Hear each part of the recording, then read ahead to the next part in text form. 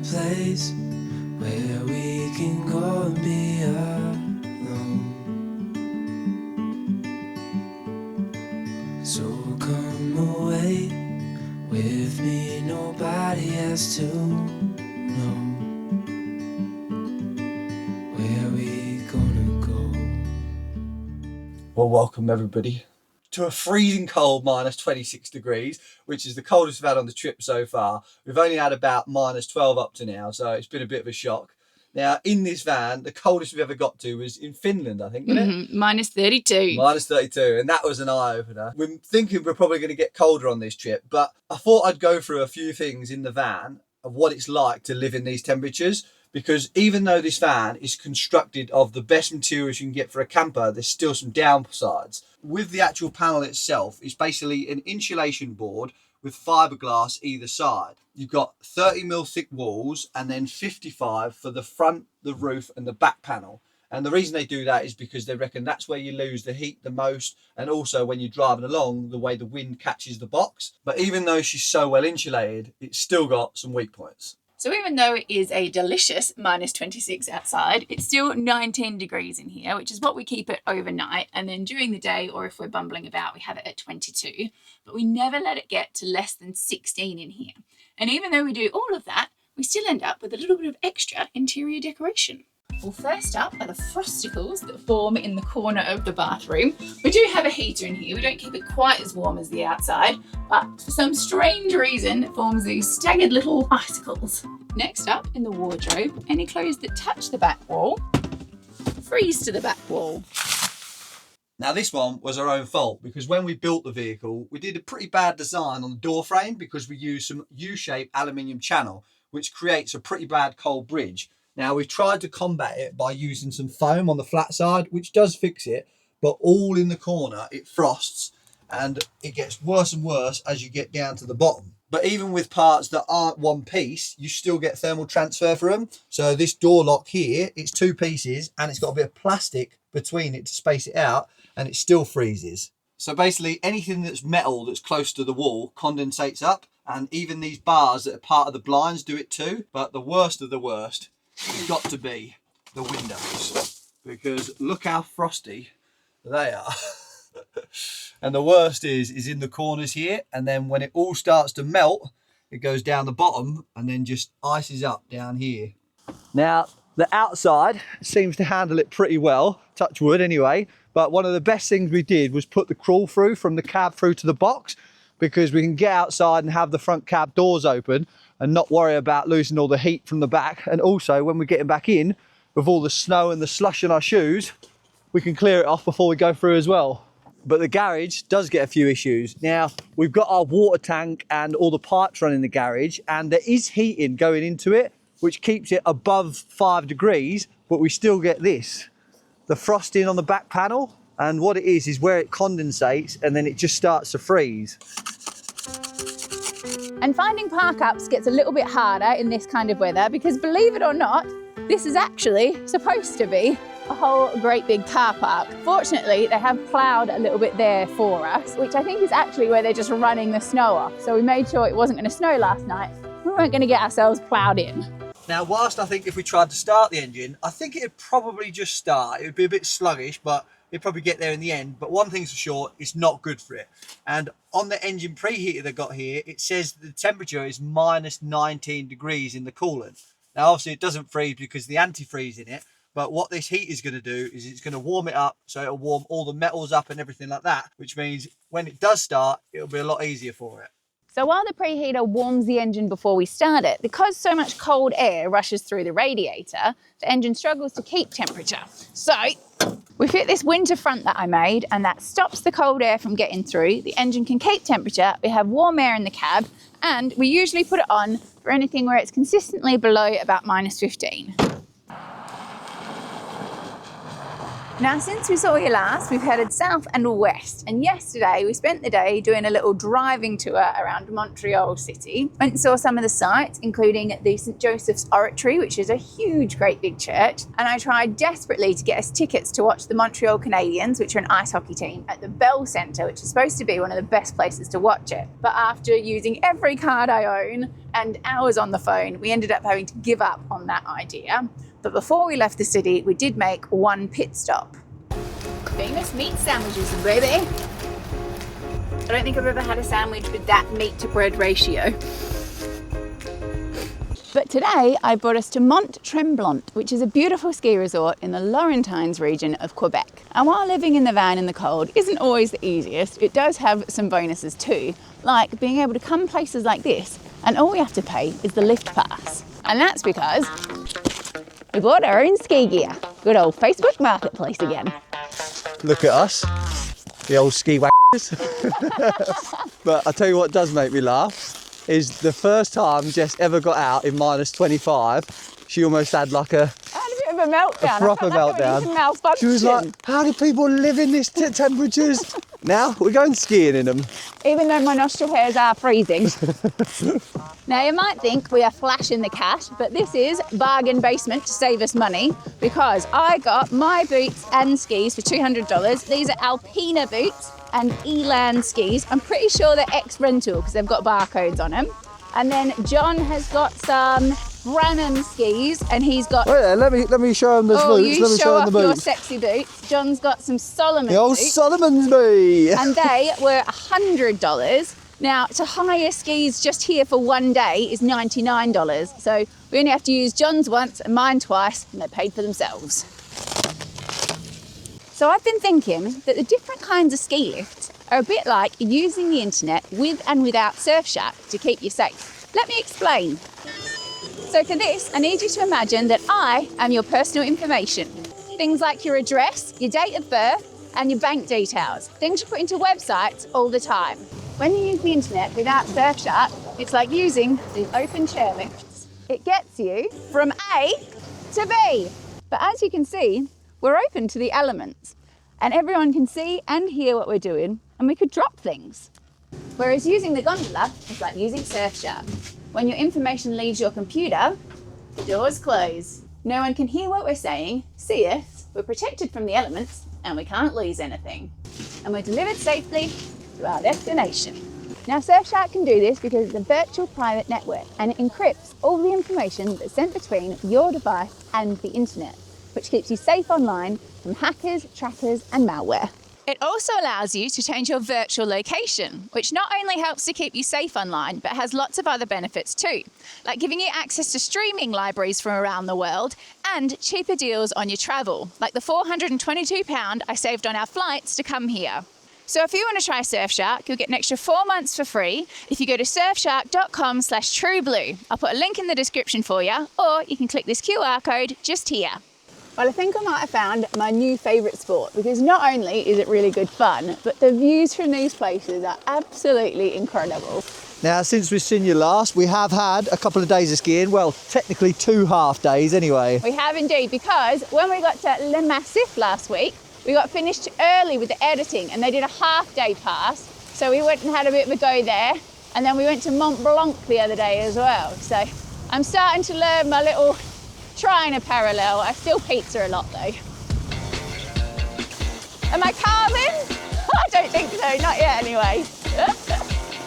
Now, while I feel like I'm improving loads and I'm having so much fun, it's a bit too easy for John now. So he started making his own fun, which is scaring the bejesus out of me. He is mental. Oh my God. Now, I was just chatting to my mate Freddie, and he does all like the black runs and everything like that, so I'm gonna have to up my game a bit, I reckon. Let's see if we can do this one without crashing, eh?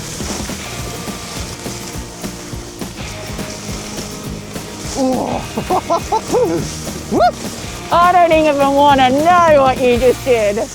Now, I think they're actually for the kids, but hey, I'm a big kid. But if you haven't tried skiing before, it's so much fun. I can see why so many people love it so much and go every year. But the only thing is it feels like you're going like 300 miles an hour and like the biggest jumps you can get. then you put it on camera and it looks proper sippy. So down this slope, I'm going to give you all at home my very best swoop, swoop, swoop turns. And I want a rating out of 10. I've also been extremely grateful, whoa, poor notes there, for everybody's tips as well. Have been helping me loads. It does feel so much fun when you get it. I feel a lot cooler than I probably look though. I feel like I'm like a pro, but I know I'm definitely not. Well, we found something else apart from a squirrel. Found our first deer.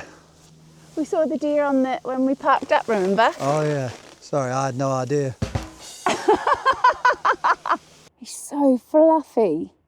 They're quite different looking to English deer, aren't they? Look at his little fluffy tail. And one thing they have here that I think is so cool is they have these amazing houses which are literally on the slope. So you can ski like out your front door and onto the slope down to the bottom. I think the other thing with skiing as well is you always get some weird and wonderful views. Like look at these things here, look. Almost like snow icicles. And all the runs end in this beautiful little town, and it's got quite like a European feel to it, like the dome on that one over there, and it just looks like a Christmas card when you come around this corner, I think. Proper like a snow globe or something. But my biggest top tip for you, if you want to try skiing, is before you come, work on your quads, because the burn is real, baby. I think it's about time to go see what the old town has to offer. And we're busting out the old Milwaukee heated vests. We've not used them up to now because we've been saving them for the cold weather. But I think tonight's the night. How do these work? I think you need to put the battery in, don't you? I'm going to take 4. 1 for on and then for another for a spare. I think if you have them in high heat, they last about 4 hours. So How long do you think we're going for? We're going partying, are we? we're going eating. Never know how long that could be with Jess, do you? How do these work? Seriously, I bet you as well. He is a nightmare throwing away instructions. Does anyone else have this problem with It didn't partnering come life? with instructions. It would have definitely come with instructions in the box. Oh, there it is. So cool, look. So you get this sort of battery holder and you clip the battery in, and then the cable in your coat plugs into that, and away you go. Get mine pumping, boy, get mine pumping. And then there's a little button there, look. And it don't work.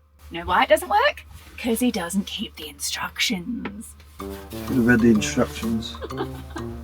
Maybe it is. There we go. You've got to press the button. No, Shocker. you got to hold the button. Let's get it on 3. Get it cranked. Well, get mine warming up for me. Oh, feel warm already. It feels like one springs. I know.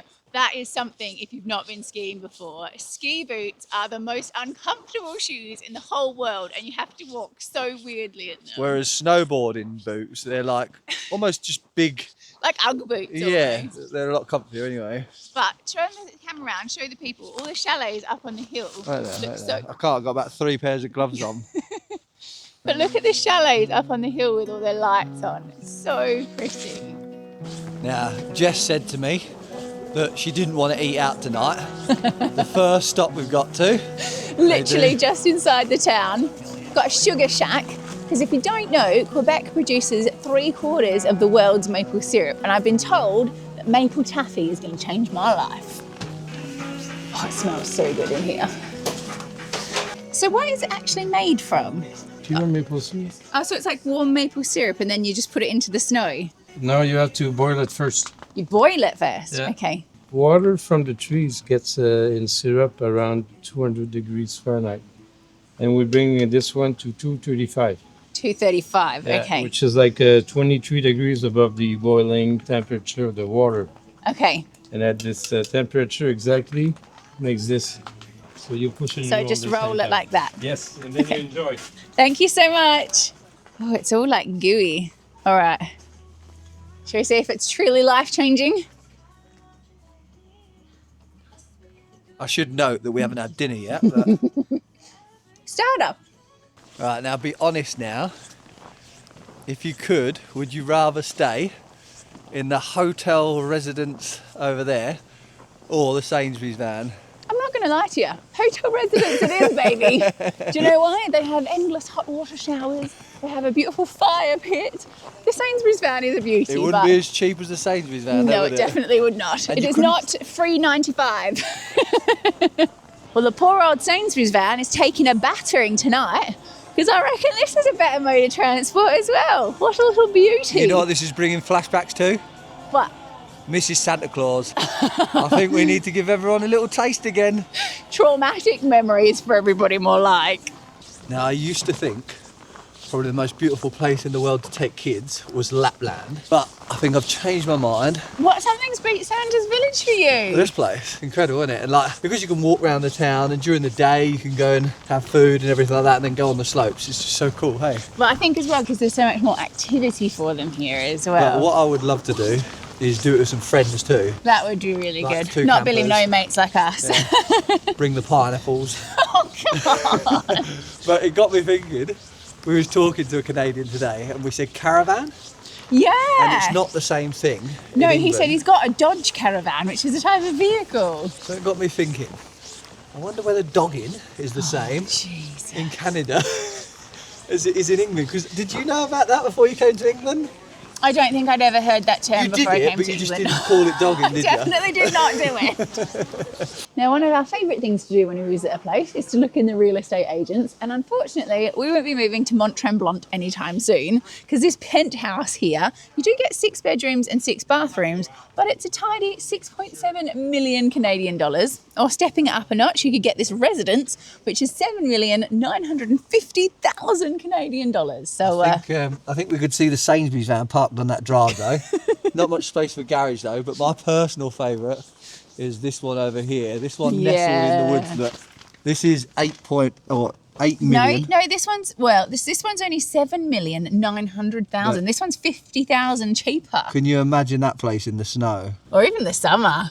Oh, they look so good. Thank you so much. Well, we've gone rogue tonight after our maple taffy appetizer. Decided to skip dinner altogether and just go for a dessert dinner. So we've got beaver tails. I've got the apple pie one, and I wish there was smell-o-vision because it smells like cinnamony goodness.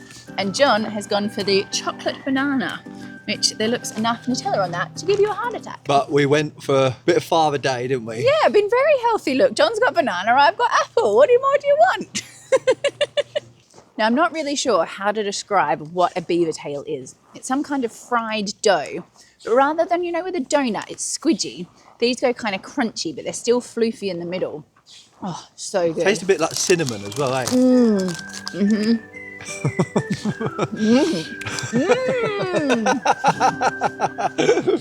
Well, who needs a $7 million condo, eh? $8 million. $8 million condo, sorry. When you've got the old Sainsbury's van, and I haven't seen any no camping signs, so we're going to stay here the night. So what we're giving them jackets then? Them heated vest, girl? Honestly, they're at least a 15 out of 10. They were absolutely sublime. You know what they are? We know what they are, don't we? Oh, gosh. Brilliant, the kit for the wardrobe. You're such a fool. But I don't often get jealous, but today was one of them days. Now, normally I only get jealous of people that fly first class, but I would fancy one of them £8 million chalets. Yeah, it would be glorious. But I wouldn't want to own one. I just want to be able to rent it, because then we could invite all our friends down. You don't have any friends. I would with an £8 million chalet. True story. And also as well, like, I'm so jealous of all the young kids that come and work here, like that have taken like a gap year and things like that. It'd be so much fun. To one come of my and do that. best friends did a year as a chalet girl, and she has the best stories from it. So, but I'll tell you who I'm jealous of: the tiny little kids who are just amazing at skiing. Like, you'll be trying your best, thinking, "Yeah, I'm starting to get it," and they just go whoosh, straight past you, and they're like hip height. You know them little things I was doing today, the little sort of little hills. You know how I found out about them? The little kids. About 6 years old he was. I was chasing him down the hill and he left me for dust. Well, getting closer to that record. Minus 28, girl. Should we go skiing again? Oh. No, it's nuts though. We don't even like the cold. No, and it's so funny, right? You know Alex Frood, he goes hunting for it. Like last winter, He is a nutter. it was getting to like minus 40 and he went looking for it. But I don't think anybody is actually beating Jess and Alex for the coldest, yeah, have didn't they? they get minus 39? No, they had minus 42, I think. Did they? Yeah, I don't think they. I think they did. Because they beat Fruity to the minus 40. Text him now. Text him now. Well, I'm afraid to say she was right. Yeah, it was right. They only got minus 39. So I want to know who holds the absolute record for the coldest temperature you've had it inside your van as well. No, outside your van, you play. Oh yeah, sorry, outside your van. Well, outside and inside your van Oh. then. But no cheating, you have to have stayed in it for the night as well. Now, as it's so cold, obviously we turned the old engine preheater on this morning, and when I checked it, the cooling temperature was down to minus 29 degrees. So it's been running for a while now, so we're up to, as you can see, 82. But what else I like to do is I like to turn the ignition on and make sure the coolant in the actual engine system's up to temperature, just to make sure everything's working all right. So as you can see on there, the old dash is having a bit of meltdown. Don't like the cold either. But yeah, we're up to just below 80 degrees, so everything's working good. But you know the funniest thing about it all? I leave my Crocs in the front and they've turned to solid plastic. Well, I brought myself for one last little wander through town before we go, and I think you could absolutely spend weeks here. And as much as I'm sad to be leaving, the rest of Canada beckons. Kind of love this right now.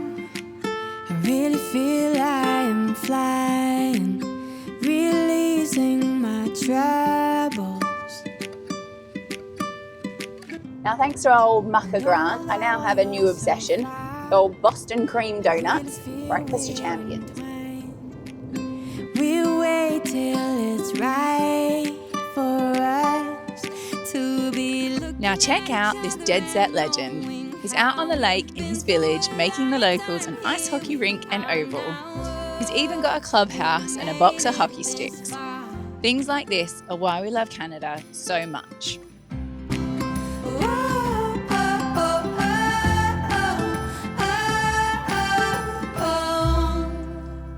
Yeah, she thinks she knows it all, look. She thinks she can guide us anywhere around the world. Well, who had to sort us out today, eh? Oh, Johnny boy. Are you going to tell the people? I was wrong and John was right. I was wrong and John was right, and he has found us a good parking spot. Well done, my dear. At least you've done one thing for organising the entire trip here. Now, do you remember when I told you that we bought these here, are little beauties, for a specific purpose? Well, today, they're going to get used for it. Because we've come to Ottawa, which is Canada's capital, if you didn't know, and we are currently ice skating on a frozen canal. This is the Rideau Canal, and it's the longest ice skating rink in the whole world at 7.8 kilometres long. And I'm still very much Bambi on ice. Now that is what you call drifting. Now there's no way we're doing the 7.8 kilometres because it's taken us about an hour to get about half a kilometre. And this is me after an hour. If you're wondering, ice skating is not like riding a bike. Although, to be fair, I'm not very good at riding bikes either, am I? You know what you need, Grandma? You need one of them kick sleds. Oh yeah, or even a Zimmer frame, that would work on the ice and slide along nicely. I'm officially considering thievery. Go mug her, Jess. I want one of those. Do you reckon if I can catch her up, I could get it off her? You couldn't even catch her in that. I'm also jealous of the women pushing their prams around as well, although it would not be safe for me to have a baby in one. Or just a baby in general. That's what Jess needs. That little beauty. You might have noticed we've got the old pots on this time. After Jess's attempt last time at ice skating, I thought it was probably best. And to be fair, my track record's not much better anyway, is it? No, it is not. I would say though, this place is a lot harder because the place we went before, it was all like nice and smoothed out, whereas this is a bit more lumpy bumpy. But this is the place where you could hire the ice skates. Yes. But they were like, was it $30 for 2 hours? $33 for 2 hours, plus tips, plus tax, I think. So I'm glad we got the old K2s. Something that I do think is proper lovely about this though, is the amount of people out using it, all the families and everything. But my favourite fun fact about this canal is that in the winter, lots of the people who work in the downtown area park up their cars, and in the mornings, they'll walk down to the canal with their skates and then skate into town holding their business shoes and then switching back out when they get to work. I just think that's so brilliant. Well, we're going to have to leave you there for this week because it's getting dark and I've still got about half a kilometre to go. I was very tempted to have beaver tails 2 nights in a row, but my dinner is calling me in the van. So thanks ever so much for watching, and don't forget about that Surf Shack link in the description.